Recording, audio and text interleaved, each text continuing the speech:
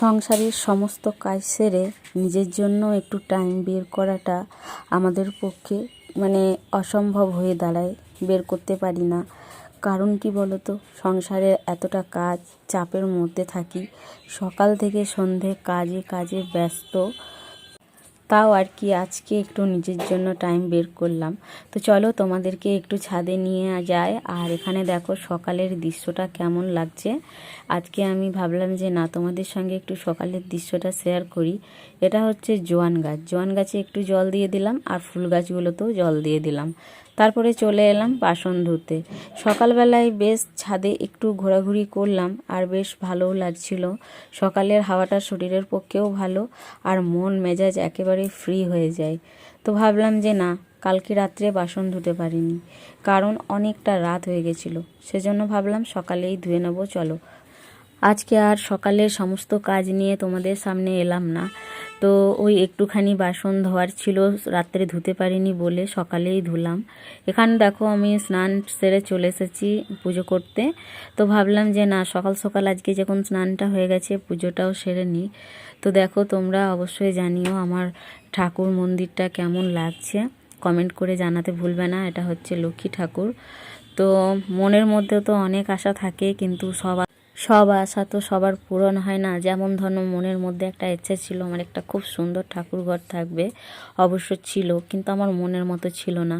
সেজন্য আর কি সেই ঘরগুলোকে আমি ভাড়া দিয়ে দিয়েছি। যদি কখনো আমি নিজের মনের মতো ঠাকুর ঘর করতে পারি, তাহলে তোমাদেরকে অবশ্যই জানাবো। তবে কি বলো তো, মধ্যবিত্ত ফ্যামিলি মানুষদের না মনের আশা পূর্ণ হতে অনেকটা টাইম লেগে যায়। তো এখানে দেখো স্নান সারা পুজো সব হয়ে গেছে। Hello viewers, good morning. কেমন আছো সবাই? আশা করছি ভালো আছো, সুস্থ আছো। আমিও এখানে বেশ ভালো আছি। চলো আজকের ব্লগটা শুরু করে দিলাম। আমি সোনি, আমার নতুন আরেকটি ব্লগে তোমাদের সবাইকে জানাই অনেক অনেক স্বাগত। আজকে হচ্ছে তোমাদের শনিবার, আর এখন বাজে ঘড়িতে সকাল 10:30।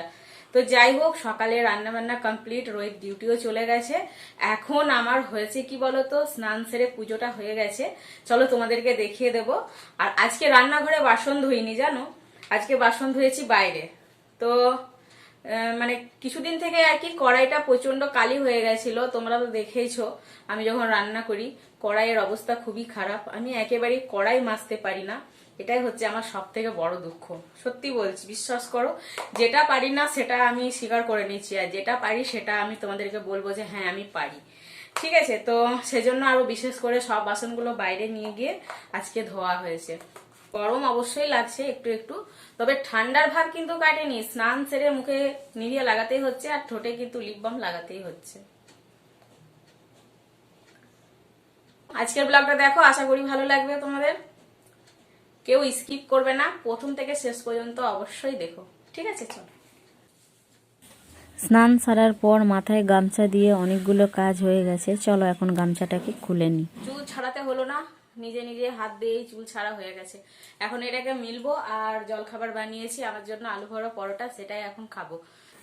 আর সহ্য হলো না, তাই যখন নিজের জন্য টাইমটা বের করেছি, তাও তোমাদেরকে তো দেখাতেই হবে কি করব আমি।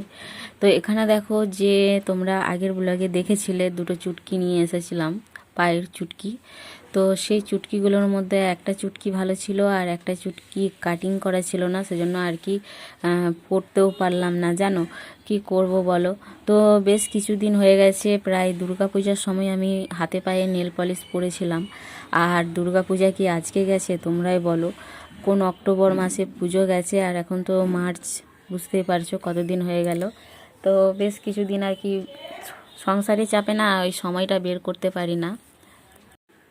তো চলো, আজকে যখন বের করেছি তো ভাবলাম যে রান্না বান্না সারার আগেই কাজটা করে নিই।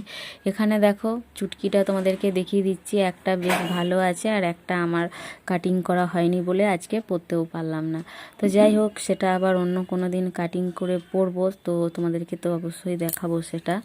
আর আজকে এখন আমি তরকারি সব কেটে নিয়েছি, কাটার পর রান্না করতে চলে এসেছি রান্নাঘরে। আজকে রান্না হচ্ছে কিদুরি ভাজা আর হবে উচ্ছে পেঁয়াজে ভাজা। তো তোমরা তো সবাই জানো আমরা একটু মশলা টশলা খেতে আর কি ভালোবাসি না, মানে আমরা ভাজাভুজিটা খেতে বেশি ভালোবাসি। আর যেহেতু বর ভাজাভুজি পছন্দ করে, ওর সাথে সাথে আমারও ওই একই অভ্যাস হয়ে গেছে ভাজাভুজি খাওয়া। মশলা দিয়ে তরকারিটা মানে ওই চিকেন মাটন কিংবা ডিম টিম এইসব হলেই বেশিরভাগ মশলা দিয়েটা আর কি করি, আর মশলা দিয়ে তখনই খেতে বেশ ভালো লাগে। কিন্তু এই যে যেমন ধরো উচ্ছে মশলা দিয়ে করি না, পটল খুবই কম, বেশিরভাগ আমাদের ঘরে পটল ভাজাটাই আর কি চলে। যেহেতু এখন সিজনেবল নতুন পটলের জন্য তাও তরকারিটা বা ঝোলটা 1-2 বার হবে, তারপরে কিন্তু আর হবে না, সে পটল ভাজায় চলে আসবে। তো এখানে দেখো নিয়ে নিয়েছি টমাটার, আদা রসুন আর পটল। এটা নিয়েছি গত কালকের জন্যে, মানে হোলির জন্য। আদা রসুনটা টমেটোটা তো লাগবেই হোলির জন্য, চিকেন বানানোর জন্য, তাই না? তো চলো, আবারও অনেকটা টাইম পর চলে এলাম বিকেলবেলা। তো আজকে আমি ভাবলাম যে একটু পাস্তা বানিয়ে খাই। কিছুদিন থেকে আর কি পাস্তাটা রাখা আছে, আর দেখবে অনেক দিন থেকে রাখা থাকলে জিনিসটা নষ্ট হয়ে যাবে, লাস্টে পোকা টোকা লেগে যাবে।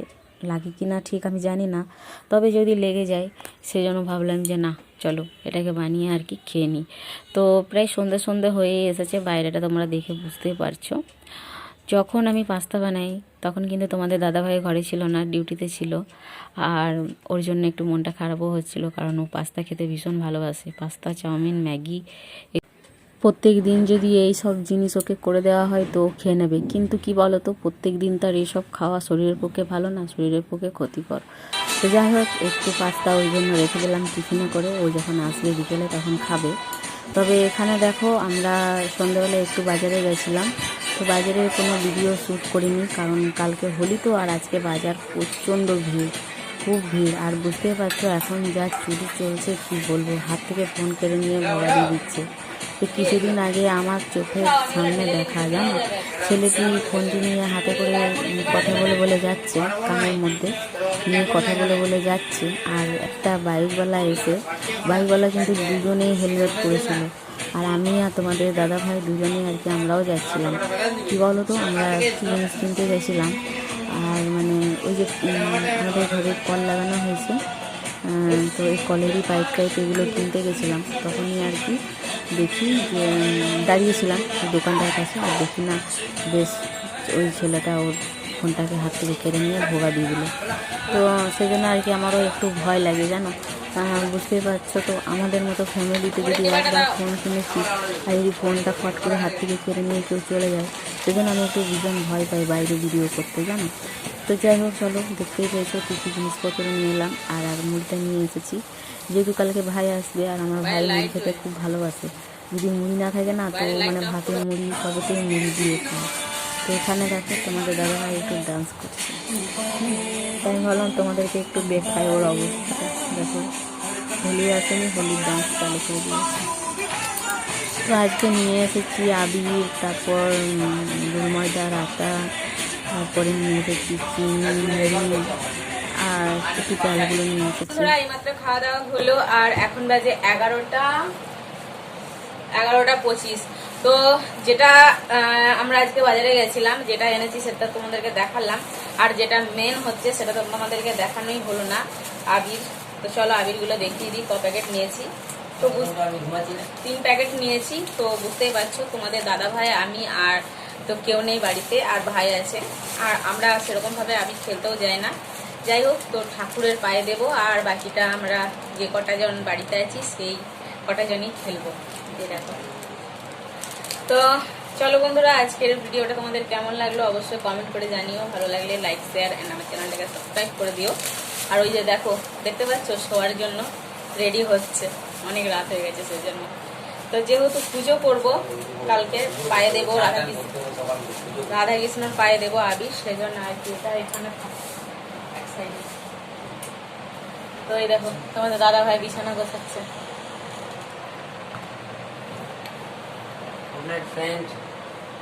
টাটা।